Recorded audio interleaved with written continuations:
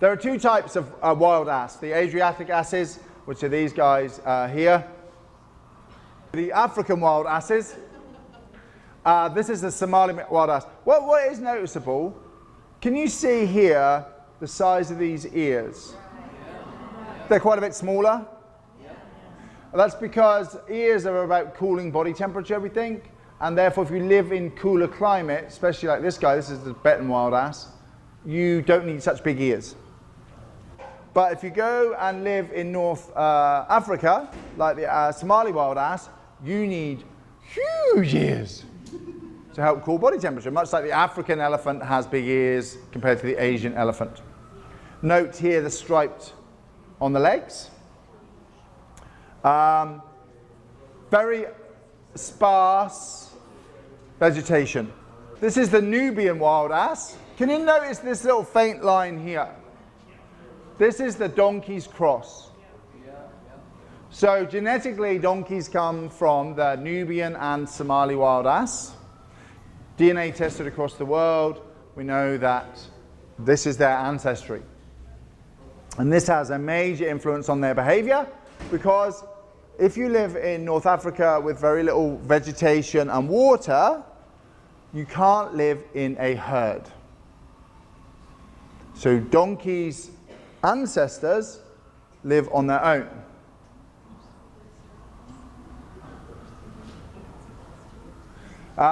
We're familiar with this, the donkey sanctuary. We do a lot of work on trying to say how we keep our donkeys, because this is what they're designed to live in. They have that efficient digestive system. They have a foot that's 15% more absorbent. There's all sorts of physiological differences based on where they've evolved. When we bring them back to North America, to Europe, and they're not at all suited to that environment. But in terms of their behavior, you'll see some differences based on where they've evolved. These are some Adriatic asses, notably digging water wells here. But the difference is they've got those larger ears because of the temperature. They're browsers, not grazers like horses. Horses evolved on the steppes and graze. Donkeys prefer a browsing, and they eat and move on.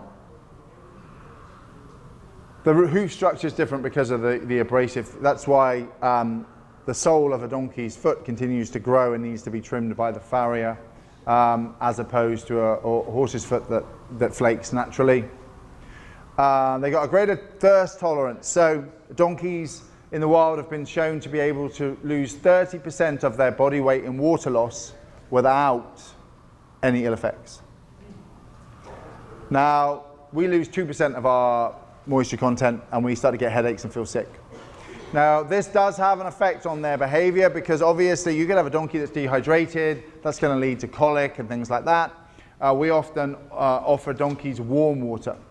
In the winter especially, they seem to prefer warm water. A couple of our older barns, they have a tank and they will fill the tank with warm water 2 or 3 times a day. They don't fill it all the way to the top, they fill it. The donkeys will queue up to drink the water. Even though they've got 9 other sources of cold water, they prefer the warm water. So when we start to go with behavior, we go, environmentally, yep, put the bucket down, check, they've got water. But maybe we need to ask some other things about warm water, water out in the sunshine, all that stuff. And predators, they've got this flight mechanism. There aren't many places to hide, so we're going to run away. Particularly the Adriatic asses.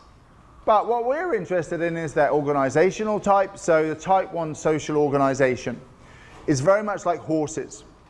So horses have a band.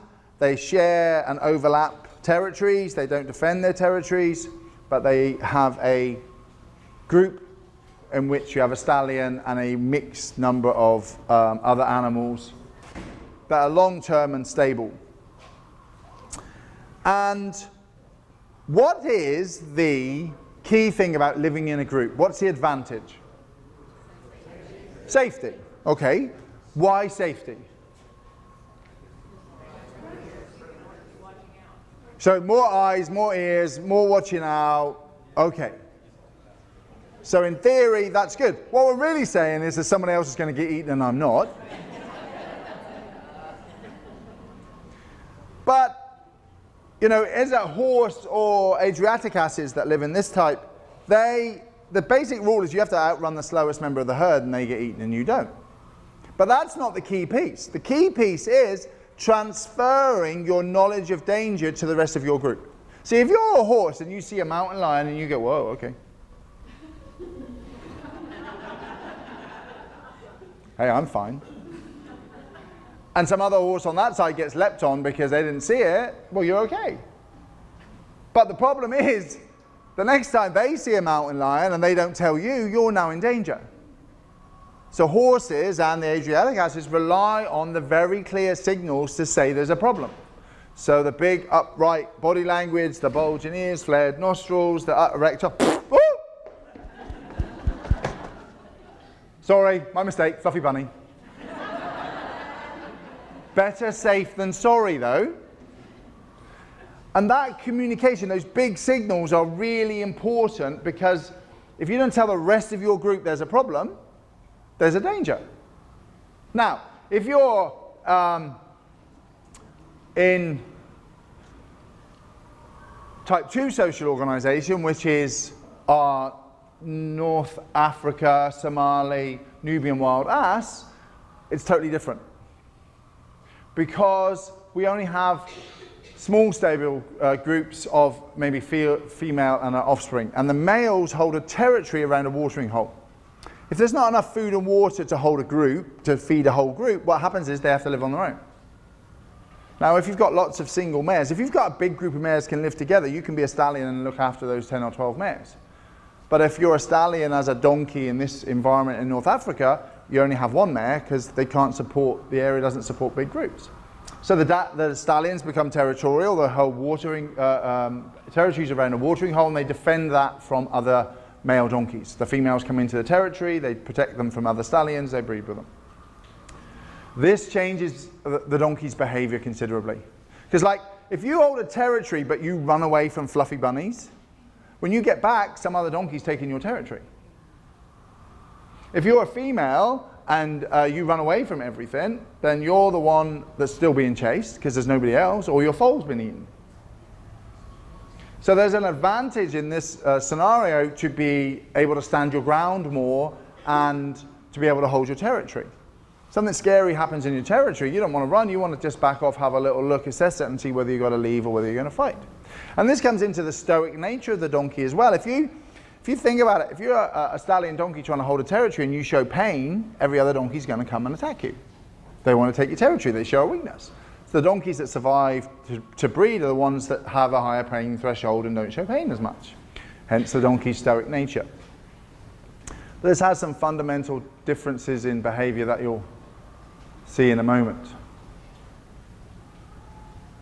We've got this social behavior of horses. Now, people often ask me, yeah, Ben, but how come then when donkeys live in North America now, they're quite social and they bond?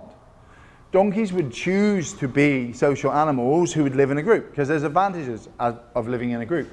The difficulty is when you can't live in a group because there's not enough food and water. So they come to our environments, there's plenty of food and water, and they live with them. This changes the behavior,